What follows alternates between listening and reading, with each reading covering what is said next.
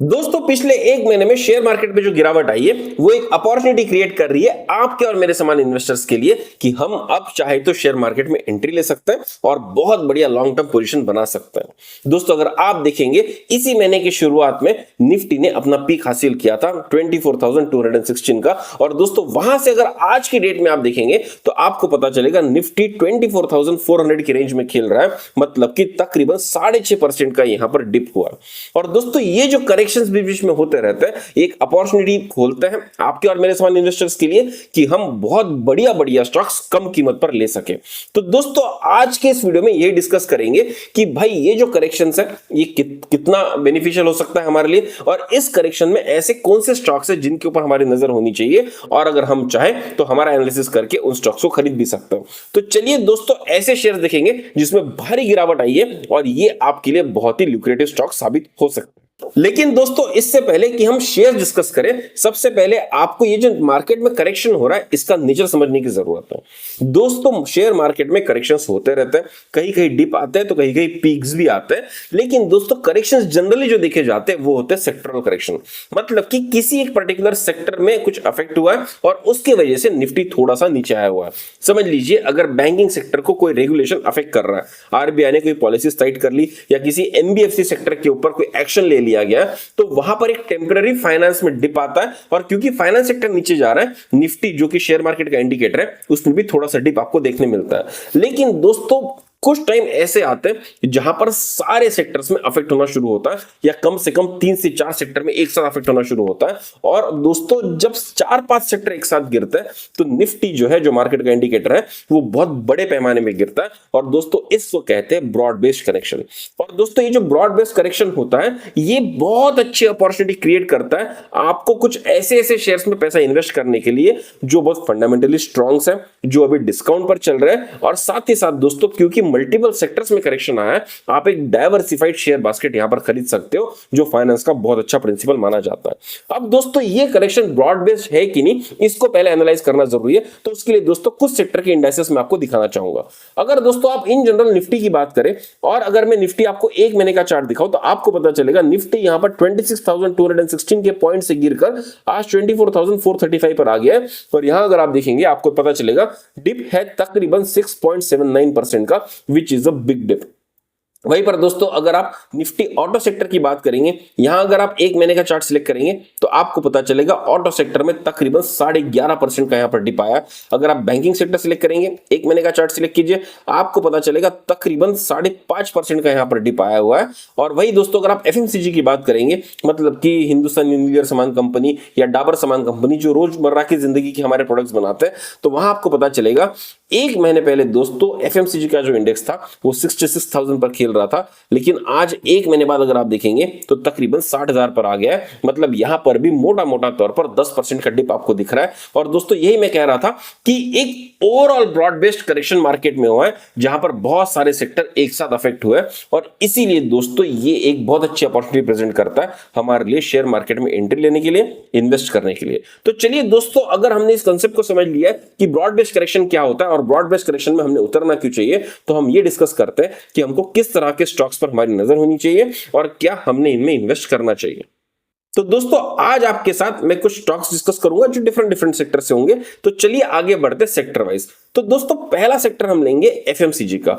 तो दोस्तों यहां पर जो पहला स्टॉक हम देखने वाले वो देखेंगे डी मार्ट का। अब दोस्तों डी मार्ट एक ऐसा नाम है जो मैक्सिमम मेट्रो में रहने वाले या बड़े शहरों में रहने वाले लोग बिल्कुल नाम जानते हैं, और जब भी आप डी मार्ट में कदम रखते हैं तो वहां की भीड़ देखकर आप समझ सकते हैं कि ये धंधा प्रॉफिटेबल है। लेकिन दोस्तों अगर आप करंट प्राइसिंग डी मार्ट का देखेंगे तो आपको पता चलेगा डी मार्ट में एक भारी गिरावट यहां पर देखने मिली है। अगर आप पिछले एक महीने की इसकी हिस्ट्री देखेंगे तो आपको पता चलेगा तकरीबन 25% का दोस्तों यहां पर गिरावट हुई है। थोड़ी सी रिकवरी भी हुई है, लेकिन मोटा मोटा तौर पर 20% से ज्यादा दोस्तों ये शेयर गिर चुका है। और ये शेयर गिरने का जो मेजर कारण है वो ये है कि भाई डी मार्ट से लोगों को लगता है कि जो ऑनलाइन अभी शॉपिंग हो रही है, जो ऑनलाइन एफएमसीजी सेक्टर आगे आ रहा है जियो मार्ट के तौर पर या अमेजॉन पेंट्री के तौर पर, यहां पर ज्यादा अच्छा स्कोप लोगों को दिख रहा है। In compare to brick and mortar structure. दोस्तों डीमार्ट का जो स्ट्रक्चर है वो ब्रिक एंड मोटा स्ट्रक्चर है, मतलब कि उनकी दुकानें होती है और दुकानों के थ्रू ही उनका मैक्सिमम सेल होता है। उनका ऑनलाइन सेल भी होता है, पर ऑनलाइन सेल जो है वो अमेजॉन पेंट्री या अगर आप जियो मार्ट का सेल देखेंगे तो उससे कॉम्पीट नहीं कर पाता है। और यहां पर एक आशंका दर्शाई जा रही है कि भाई जो ब्रिक एंड मोटर स्ट्रक्चर है वो उतना अच्छा परफॉर्म नहीं करेगा और जो ऑनलाइन सेक्टर ज्यादा अच्छा परफॉर्म करेगा। लेकिन दोस्तों अगर आप ओवरऑल में देखेंगे डी मार्ट एक बहुत ही प्रॉफिटेबल वेंचर है और डी मार्ट का ऑनलाइन प्रेजेंस भले ही कम क्यों ना हो, लेकिन उसका ब्रिक एंड मोटर कंपटीशन आज के दौर पर तो बिल्कुल भी नहीं है। पहले बिग बाजार हुआ करता था, लेकिन बिग बाजार के डिमाइस के बाद में D mart is almost a monopoly in this particular brick and motor FMCG sector. और दोस्तों अगर आप डी मार्ट के ओवरऑल सिचुएशन के बारे में देखेंगे, फंडामेंटल्स के बारे में देखेंगे, तो आपको पता चल जाएगा कि फंडामेंटल्स कुछ इस तरह से।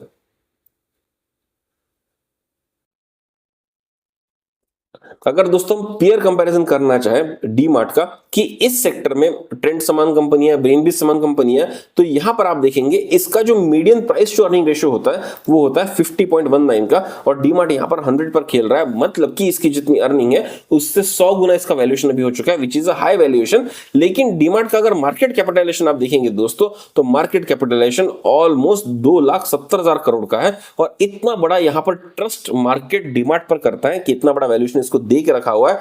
जबकि अगर आप इसका रेवेन्यू देखेंगे तो रेवेन्यू क्वार्टर वाइज अगर आप देखेंगे तो सिर्फ और सिर्फ 14,000 करोड़ का है और अगर सालाना दोस्तों अगर आप रेवेन्यू देखने की कोशिश करेंगे तो आपको पता चलेगा कि सालाना जो डीमार्ट का रेवेन्यू है वो है 50,000 करोड़ का, मतलब कि जितना उसका रेवेन्यू है उससे 2.5 गुना का यहां पर वैल्यूएशन मार्केट डीमार्ट को देता है।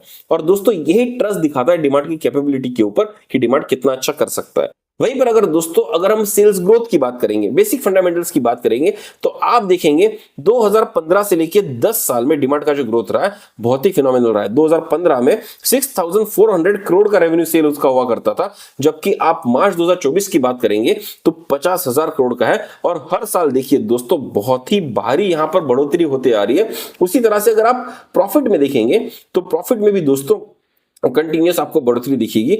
अगर आप 2015 की बात करेंगे तो सिर्फ 300 करोड़ का प्रॉफिट ही बनाता था, लेकिन आज अगर मार्च 2024 की बात करेंगे तो 3,461 करोड़ का दोस्तों यहां पर प्रॉफिट बन रहा है, तकरीबन 3,000 करोड़ का। और पिछले 3-4 साल से भी आप कंपैरिजन करेंगे तो बढ़िया तौर पर दोस्तों यहां पर ग्रोथ आई है। अगर दोस्तों सेल्स ग्रोथ की बात करेंगे तो लास्ट 3 साल में तकरीबन 28% की सेल्स ग्रोथ यहां पर उसको मिली हुई है। और अगर आप लास्ट 12 मंथ्स की बात करेंगे जो पिछले 12 महीने हुए हैं तो वहां पर तकरीबन 17% की दोस्तों सेल्स ग्रोथ आपको देखने मिल रही है। वही अगर प्रॉफिट की कंपाउंडिंग आप देखेंगे तो तकरीबन 15% दिख रही है। दोस्तों ये सारे फिगर्स पता मैं आपको क्यों दिखा रहा हूं कि ये बताने के लिए कि डी मार्ट फंडामेंटली एक बहुत बढ़िया स्टॉक है और जब भी ऐसे लार्ज कैप स्टॉक में बहुत बड़ा डिप आता है तो हमको ऐसे स्टॉक पर नजर रखने की जरूरत है। दोस्तों यहां पर मैं आपको कोई भी इन्वेस्टमेंट एडवाइस नहीं दे रहा हूं, मैं आपको ये बता रहा हूं कि स्टॉक के फंडामेंटल्स किस तरह से आप देख सकते हैं और उसी के साथ साथ कैसे नजर रख सकते हैं कुछ ऐसे स्टॉक्स पर जिनमें भारी गिरावट आए। तो अगर आपको लगता है कि ये एनालिसिस सही हो रहा है तो आप सोच सकते हैं कि भाई आप अपना एनालिसिस करें और उसके बाद ये शेयर्स को खरीदें। तो दोस्तों डीमार्ट एक ऐसा शेयर है जिसमें बहुत भारी गिरावट है और इस भारी गिरावट को दोस्तों आप कैश इन करने की सोच सकते हैं।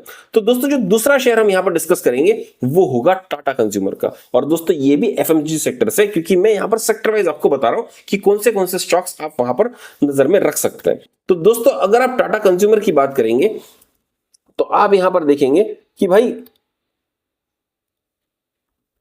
टाटा कंज्यूमर्स का जो शेयर है उसमें अगर 1 महीने की आप बात करेंगे दोस्तों तो आपको पता चलेगा तकरीबन यहां पर 17% की गिरावट आई है। और दोस्तों टाटा कंज्यूमर वो है जो रोजमर्रा की जिंदगी में टाटा के प्रोडक्ट्स आपके घर में आ रहे हैं, टाटा नमक एंड एक्सेट्रा, टाटा संपूर्ण वगैरह अगर आप देखेंगे तो दोस्तों ये सारे ब्रांड्स टाटा कंज्यूमर्स के अंडर आते हैं। और इस कंपनी में 1 महीने में जो गिरावट है वो तकरीबन 17.5% के आसपास की गिरावट है। अब दोस्तों हमको यह देखना जरूरी है कि टाटा कंज्यूमर है किस तरह की कंपनी। अगर दोस्तों आप इस कंपनी का मार्केट कैपिटलाइजेशन देखेंगे तो तकरीबन 1 लाख करोड़ का दोस्तों मार्केट कैपिटलाइजेशन है, जो बहुत बड़ा वैल्यूएशन यहां पर आप मानेंगे और एक लार्ज कैप कंपनी है। अब दोस्तों इसी का अगर आप पीयर कंपैरिजन करेंगे तो आपको पता चलेगा कि भाई इस सेक्टर में जो एवरेज पी रेशियो होता है वो होता है 24.83 का, लेकिन टाटा कंज्यूमर अभी बहुत high price to earning ratio पर चल रहा है, ऑलमोस्ट 73 के 3 गुना इस पे। और ये ट्रस्ट शो करता है कि जितने भी रिटेल इन्वेस्टर्स है या जितने भी इन्वेस्टर्स है वो किस तरह से टाटा कंज्यूमर को वैल्यू कर रहे हैं। People are valuing it at very high valuations.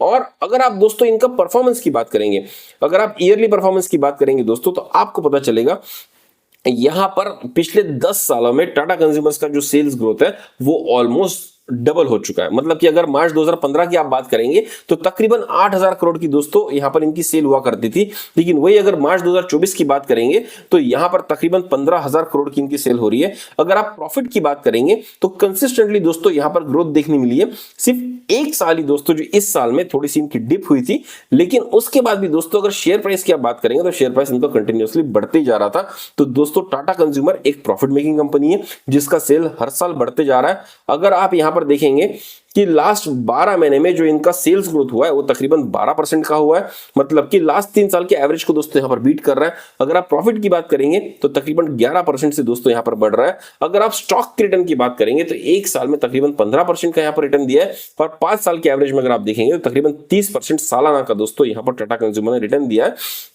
और फंडामेंटली ये स्टॉक की अगर आप बात करेंगे तो इनके ऊपर डेट भी बहुत कम है, मतलब जो लोन बुक होती है इस कंपनी की वो भी बहुत कम है। अगर दोस्तों किसी कंपनी का 15000 करोड़ का रेवेन्यू है और उसके ऊपर आज के डेट में अगर सिर्फ और सिर्फ 3000 करोड़ का लोन है तो ये बहुत ज्यादा लोन नहीं माना जाएगा, 25% ही लोन है। और ये लोन पेमेंट करने की उनकी कैपेसिटी डेफिनेटली बनती है, क्योंकि अगर आप प्रॉफिट देखेंगे तो प्रॉफिट ही दोस्तों इनका तकरीबन 1200 करोड़ के आसपास का है। तो ये यहां पर कंपनी के फंडामेंटल्स को ठीक ठीक साबित करता है। टाटा कंज्यूमर एक लार्ज कैप स्टॉक है और इसमें तकरीबन 17% की गिरावट देखी गई है। और दोस्तों जब भी आप शेयर मार्केट में इन्वेस्ट करने की सोचते हैं तो दोस्तों आपको एक्चुअली 3 क्वेश्चंस का आंसर देना होता है कि where to invest, when to invest and how to invest. अब दोस्तों व्हेन टू इन्वेस्ट की बात यही आती है कि जब भी शेयर मार्केट में अच्छा खासा करेक्शन होता है तब आपको एंट्री लेना है। क्योंकि दोस्तों जब हम दिवाली की शॉपिंग करते हैं तो हम दिवाली तक पता है क्यों रुकते हैं, क्योंकि हमको पता होता है कि दिवाली में अच्छे डिस्काउंट्स मिलेंगे, अच्छे सेल आएंगे, और जब सेल मिलता है तो हमारे पैसे बचते हैं, तो तब हमने खरीदना चाहिए। उसी तरह से दोस्तों शेयर मार्केट में जब सेल आता है तभी आपने खरीदना चाहिए, और इस सेल को जो हम कहते हैं तो उसको कहते हैं शेयर मार्केट करेक्शन। तो दोस्तों आज बहुत सालों बाद, मतलब ऑलमोस्ट मैं बोलूंगा 3 से 4 साल बाद दोस्तों शेयर मार्केट में एक ब्रॉड बेस्ड करेक्शन आया, और ये बिल्कुल अपॉर्चुनिटी बन सकती है कि आप यहां पर शेयर मार्केट में एंट्री ले, और इसके बारे में आपने सोचना चाहिए। आप देखते होंगे जनरली मैं शेयर स्पेसिफिक कभी भी वीडियो नहीं बनाता हूं, लेकिन इस बार मैं बना रहा हूं क्योंकि ऐसी अपॉर्चुनिटी बहुत सालों बाद आई है और लोगों ने इस अपॉर्चुनिटी को मिस नहीं करना चाहिए। तो दोस्तों व्हेन टू इन्वेस्ट का जो आंसर है वो अब है। और हाउ टू इन्वेस्ट, तो दोस्तों आपको डाइवर्सिफाई करके पैसा लगाना चाहिए, आपको सिप करके पैसा लगाना चाहिए। हर महीने अगर आप पैसा लगा रहे तो ठीक है, लेकिन अगर आपका लमसम है तो ये टाइम सही है लमसम पैसा शेयर मार्केट में इन्वेस्ट करने के लिए। अब दोस्तों आते हैं वेयर टू इन्वेस्ट के क्वेश्चन पे। वेयर टू इन्वेस्ट के लिए दोस्तों हम ये जो शेयर्स डिस्कस कर रहे हैं इसके बारे में आप सोच सकते हैं, आप अपना ड्यू डिलिजेंस कीजिए, आप इसके ऊपर रिसर्च कीजिए। मैं जो आपको पॉइंट्स बता रहा हूं इसके बारे में और सोचिए, और उसके बाद अगर आपको लगता है तो आप बिल्कुल इन शेयर्स में इन्वेस्ट करने के बारे में सोच सकते हैं। तो दोस्तों टाटा कंज्यूमर एक ऐसा स्टॉक है जिसके बारे में आपने सोचना चाहिए। अब आइए दोस्तों हम अगले सेक्टर की तरफ बढ़ते हैं जिस पर हमने फॉल देखा था, और दोस्तों ये सेक्टर होगा ऑटो सेक्टर। अब दोस्तों ऑटो सेक्टर में मैं आपको 2 स्टॉक्स बताना चाहूंगा जिसके ऊपर आपकी नजर होनी चाहिए। पहला स्टॉक होगा दोस्तों बजाज ऑटो का। अगर दोस्तों बजाज ऑटो की हम बात करें तो बजाज ऑटो ने बहुत अच्छा एक रनअप दिया इस साल में। अगर आप 1 साल की हिस्ट्री देखेंगे तो आपको पता चलेगा बजाज ऑटो का शेयर ऑलमोस्ट यहां पर डबल हो चुका है। लेकिन अगर आप पिछले 1 महीने की बात करेंगे तो बजाज ऑटो के कम से कम 20 से 17% का दोस्तों यहां पर फॉल देखा है। और दोस्तों बजाज ऑटो किस तरह की कंपनी है? बजाज ऑटो बेसिकली डील करती है 2 व्हीलर्स में। अगर आप टोटल ऑटोमोबाइल सेक्टर देखेंगे तो वहां पर कुछ कंपनियां 2 व्हीलर्स में डील करती है, कुछ कंपनियां 4 व्हीलर्स में डील करती है, और आजकल जो नया ट्रेंड चल रहा है इलेक्ट्रिक व्हीकल का, कुछ कंपनियां प्योरली इलेक्ट्रिक व्हीकल के साथ ही डील करती है, जैसे कि ओला इलेक्ट्रिक। लेकिन दोस्तों ईवी का जो करंट सिनारियो है वो बहुत ज्यादा एनकरेजिंग दिख नहीं रहा है, क्योंकि ईवी के लिए जो इंफ्रास्ट्रक्चर लगना चाहिए, चार्जिंग स्टेशन पॉइंट पॉइंट पे होनी चाहिए। जिस तरह से आप पेट्रोल की गाड़ी लेके निकलते हो, आपका पेट्रोल खत्म हो जाता है तो आपको पेट्रोल भरने के लिए कहीं पर भी आपको पेट्रोल पंप मिल जाएगा, उस तरह से ईवी की सिचुएशन नहीं है। अगर आपकी बैटरी खत्म हो जाती है तो चार्जिंग पॉइंट ढूंढना आज भी मुश्किल है। अगर आप कंट्री साइड में जाएंगे, मतलब कि विलेज साइड में जाएंगे, तो वहां पर चार्जिंग का इशू आता है। तो अभी तक देश में इंफ्रास्ट्रक्चर ग्रो नहीं हुआ है, आने वाले समय में होगा। और इसीलिए जो मेजर प्लेयर्स दिखेंगे, जो मतलब ऐतिहासिक तौर पर ऑटोमोबाइल सेक्टर में राज करते आ रहे हैं, जैसे हीरो मोटोकॉर्प है या बजाज ऑटो है, इन्होंने full fledged entry electric vehicle में नहीं मारी। एक दो मॉडल इन्होंने लॉन्च किए, लेकिन मोटा मोटा तौर पर दोस्तों ये पेट्रोल व्हीकल्स पे ही यहां पर फोकस करते हैं। तो दोस्तों अगर आप इन कंपनीज की ग्रोथ देखेंगे तो बहुत ही फिनोमिनल है। शेयर्स की ग्रोथ तो मैं आपको दिखाई चुका बजाज ऑटो की, कि ऑलमोस्ट एक ही साल में ये शेयर डबल हो चुका है। और अगर हम इस कंपनी के मार्केट कैपिटलाइजेशन की बात करें तो आपको पता चलेगा तकरीबन 3 लाख करोड़ का यहां पर मार्केट कैपिटलाइजेशन है। और अगर पीयर कंपैरिजन की जाए तो आपको यहां पर पता चलेगा कि भाई पीयर कंपैरिजन में, वैसे स्क्रीनर यहां पर बहुत ज्यादा दिखा नहीं रहा, लेकिन फिर भी मीडियन में 68.28 ही यहां पर दिखा रहा है पी बाई रेशो, और वहां पर बजाज का है 40.11। लेकिन मैं बता दूं बजाज का पी बाई रेशो फिर भी हाई ही माना जाएगा। अगर दोस्तों हम इनके रेवेन्यू ग्रोथ की बात करेंगे तो आप देखेंगे मार्च 2015 में तकरीबन 21,000 करोड़ का दोस्तों इनका रेवेन्यू था, और वही अगर आप मार्च 2024 में आएंगे तो आपको पता चलेगा तकरीबन 45,000 करोड़ का दोस्तों इनका रेवेन्यू है। तो यहां पर आपको 10 साल में रेवेन्यू डबल होते हुए दिखा है, और दोस्तों वो भी कंजर्वेटिव सेक्टर में, क्योंकि ये कन्वेंशनल सेक्टर है, कंजर्वेटिव सेक्टर है, और यहां पर ये ग्रोथ बहुत मायने रखती है। अगर आप प्रॉफिट की बात करेंगे तो कंसिस्टेंटली इनका प्रॉफिट ग्रो होते आ रहा है। अगर मार्च 2024 की बात करेंगे तो 7,500 करोड़ का इनका प्रॉफिट था, और अगर पिछले 12 महीने की बात करेंगे तो ये अपने लास्ट प्रॉफिट के आसपास ही दोस्तों यहां पर दिखा रहा है। और इसीलिए अगर आप देखेंगे शेयर में बहुत भारी ग्रोथ हुई है। अगर आप रेवेन्यू की बात करें तो तकरीबन 3 साल में 17% का इनका हर साल का ग्रोथ है। अगर लास्ट 12 मंथ्स की बात करें तो यहां पर ग्रोथ और भी अच्छा है 24% का, और इसीलिए शायद एक साल में यहां पर रनअप शेयर में आया था। और मैं आपको बता दूं ये सारी चीजें ऑलरेडी शेयर प्राइस में अकोमोडेटेड है, लेकिन फिर भी बजाज ऑटो एक बहुत ल्यूक्रेटिव स्टॉक माना जाएगा क्योंकि इसके फंडामेंटल्स बहुत स्ट्रांग है, और आने वाले समय में बजाज ऑटो और आगे जाएगा, क्योंकि ओला इलेक्ट्रिक ने जो यहां पर ईवी के सेक्टर में एक्सपेरिमेंट किया था वो एक्सपेरिमेंट फेल होते हुए दिख रहा है, और ईवी के ऊपर लोगों का भरोसा नहीं बन रहा। अगर आप इलेक्ट्रिक व्हीकल्स की बात करेंगे तो बहुत सारे इलेक्ट्रिक व्हीकल्स में आग लगने की बात आ रही है, सर्विसिंग सही नहीं होने की बात आ रही है, प्रोडक्ट के खराब होने की बात आ रही है। और दोस्तों इसीलिए अभी भी आने वाले 10 सालों में मेरा ओपिनियन ये कहता है कि जो कन्वेंशनल स्कूटर से, कन्वेंशनल बाइक से, वो वैसे के वैसे ही चलेंगे, उनकी डिमांड बनी रहेगी। और इसीलिए दोस्तों बजाज ऑटो का शेयर एक बहुत अच्छा ल्यूक्रेटिव बेट होता है, स्पेशली तब जब बजाज ऑटो के प्राइस में तकरीबन 20% का ड्रॉप आया। तो इसको लॉन्ग टर्म 10 साल के होरिजन में अगर आप लेना चाहें तो आप इस शेयर के बारे में सोच सकते हैं। अब दोस्तों जो दूसरा शेयर मैं आपको बताऊंगा वो होगा टाटा मोटर्स का। अगर आप टाटा मोटर्स की बात करेंगे तो टाटा मोटर्स के शेयर्स में जो गिरावट हमको एक महीने में देखने मिली है वो भी अच्छी खासी गिरावट है। तकरीबन आप देखेंगे 12% की यहां पर गिरावट टाटा मोटर्स के शेयर में आपको देखने मिल रही है।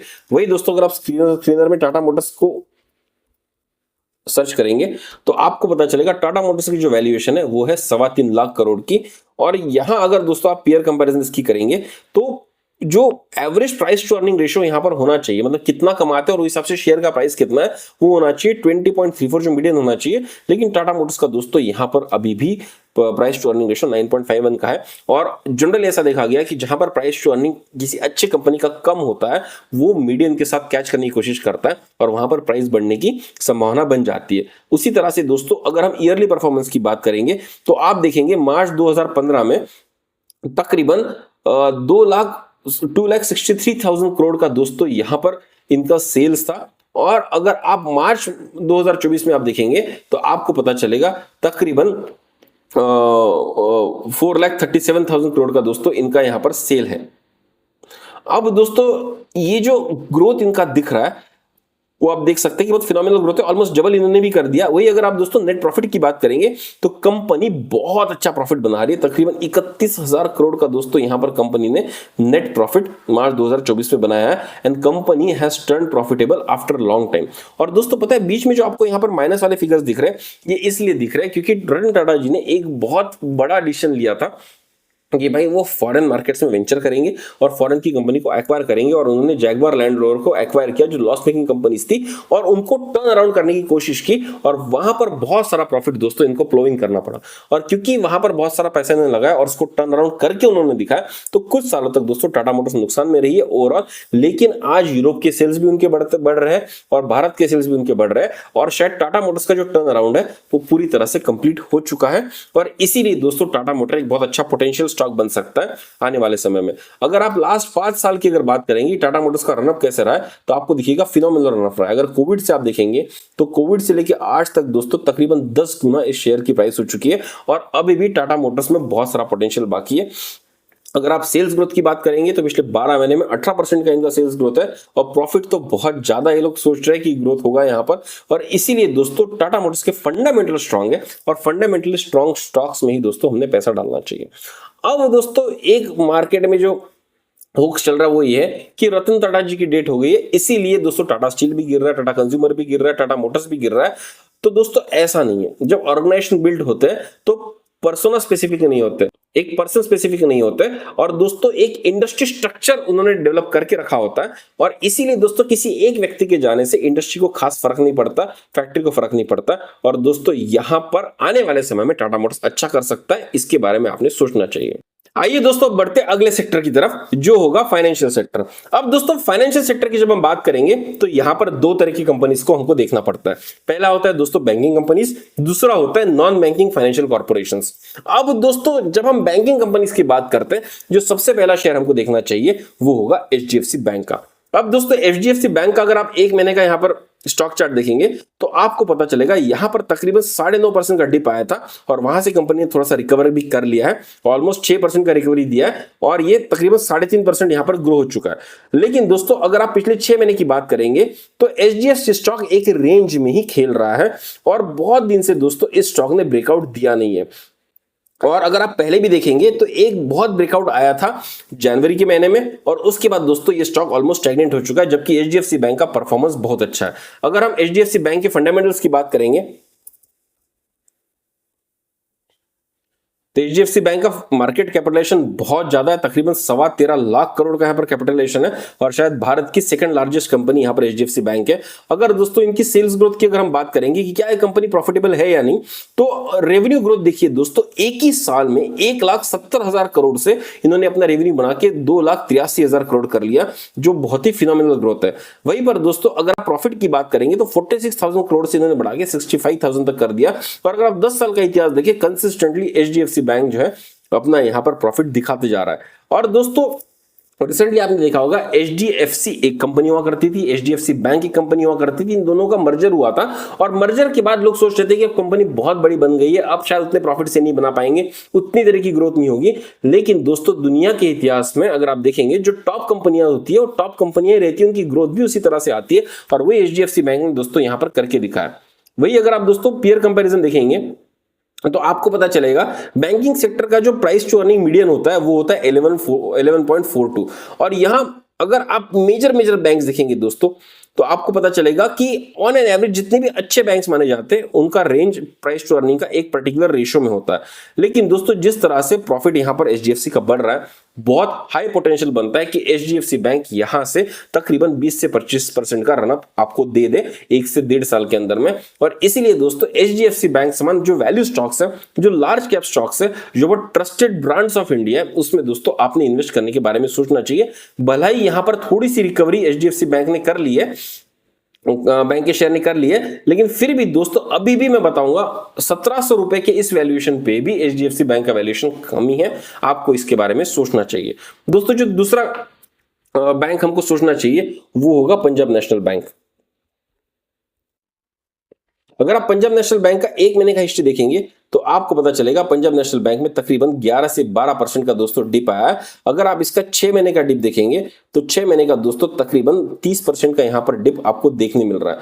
वही अगर दोस्तों पंजाब नेशनल बैंक का अगर आप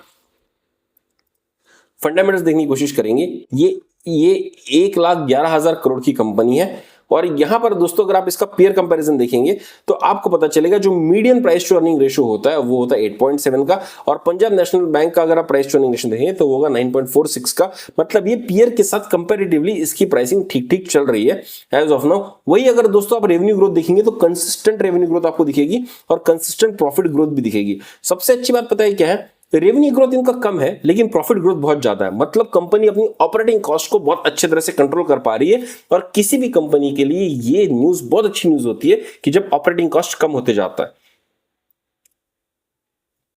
अगर दोस्तों आप सालाना बेसिस पर देखेंगे तो आप देखेंगे पिछले एक ही साल में, मतलब पहला जो डेटा मैंने आपको दिखाया क्वार्टरली डेटा था, अगर मैं सालाना बेसिस पर बताऊं तो 86,000 करोड़ के सेल्स से दोस्तों जो रेवेन्यू नेक्स्ट ईयर का इनका बना 2024 का बना वो तकरीबन 1,09,000 करोड़ के आसपास बना और प्रॉफिट दोस्तों यहां पर ऑलमोस्ट 3 गुना हो गया। और दोस्तों वो पीएनबी बैंक का जो प्राइस है इसमें रिफ्लेक्ट नहीं कर रहा है। अगर आप देखेंगे एक साल की ग्रोथ देखेंगे तो यहां पर शेयर ने यहां पर रनअप दिया, लेकिन उसके बाद ऑलमोस्ट स्टैग्नेंट होकर वापस जनवरी के रेट्स पर ही आ गया है। और दोस्तों इसीलिए पंजाब नेशनल बैंक एक बहुत ल्यूक्रेटिव स्टॉक यहां पर बन जाता है।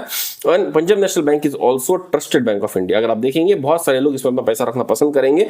और अगर आप किसी शेयर्स के बारे में सोच रहे हैं तो पहली बात दोस्तों आपको यह सोचना चाहिए कि उसका ब्रांड किस तरह का है। क्या अगर आपको खुद इस ब्रांड के साथ डील करने की जरूरत पड़े तो क्या आप उनके साथ डील करेंगे, वहां पर पैसा रखना पसंद करेंगे, क्या उनका सामान खरीदना पसंद करेंगे? तो पंजाब नेशनल बैंक दोस्तों इन सारे पैरामीटर्स को मीट करता है और इसके ऊपर आपकी नजर होनी चाहिए। अब दोस्तों जो अगला स्टॉक आपको देखने की जरूरत है वो होगा बजाज फिनसर्व का।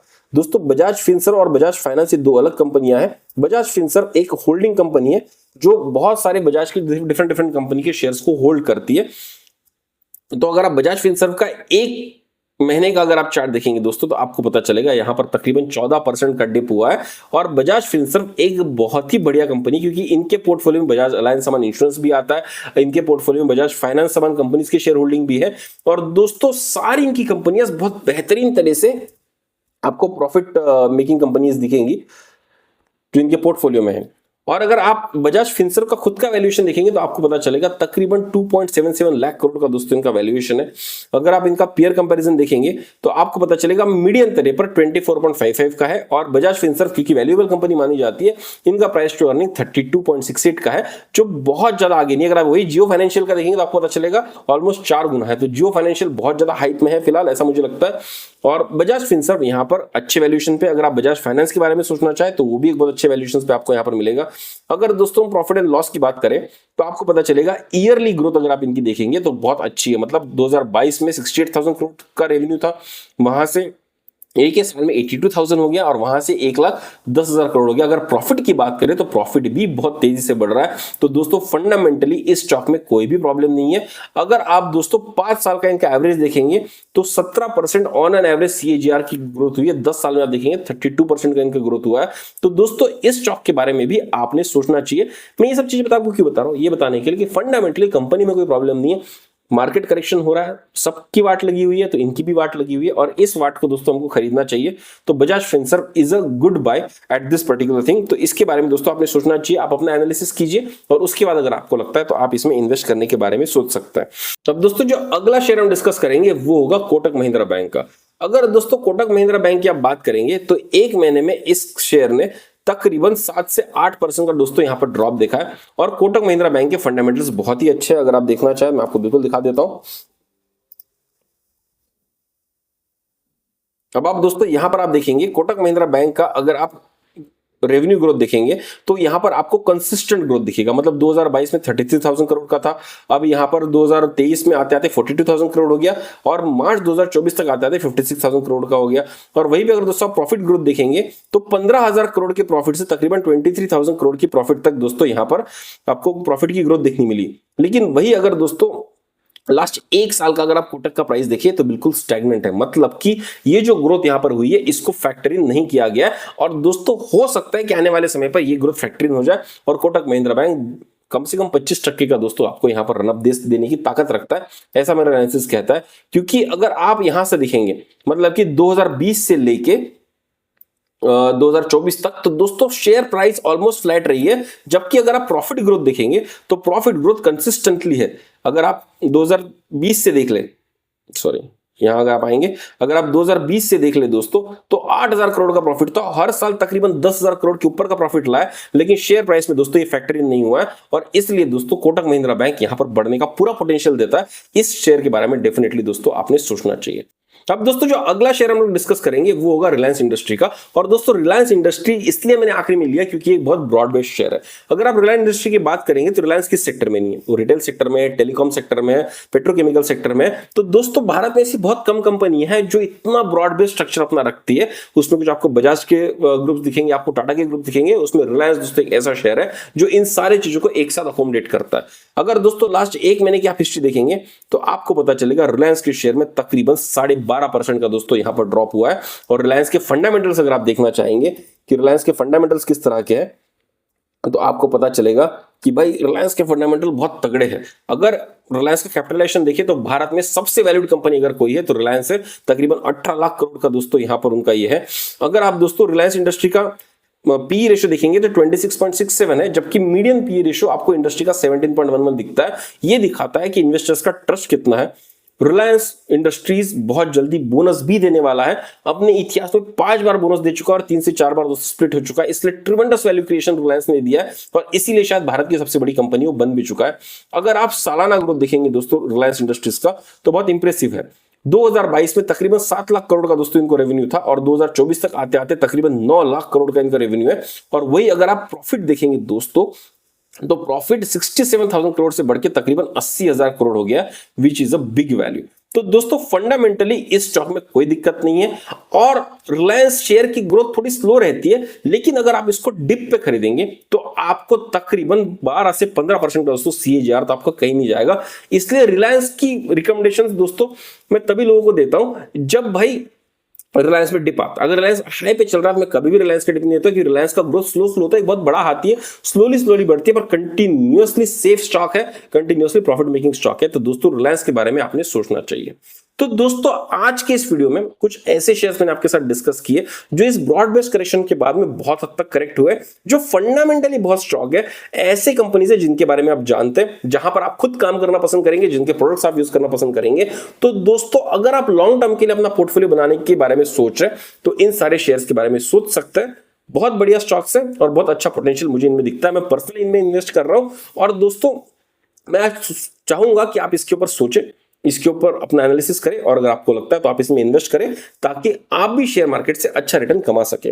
तो दोस्तों शेयर मार्केट में इन्वेस्ट करना बहुत जरूरी है क्योंकि अगर इंडियन इकोनॉमी ग्रो हो रही है तो उसका सबसे बड़ा रिफ्लेक्शन आपको शेयर मार्केट में आएगा। अगर आप शेयर मार्केट में इन्वेस्टेड नहीं है तो आप इंडियन इकोनॉमी की ग्रोथ का फायदा नहीं ले रहे। भारत तो ग्रो होगा लेकिन दोस्तों उस ग्रोथ से आप वंचित रह जाएंगे।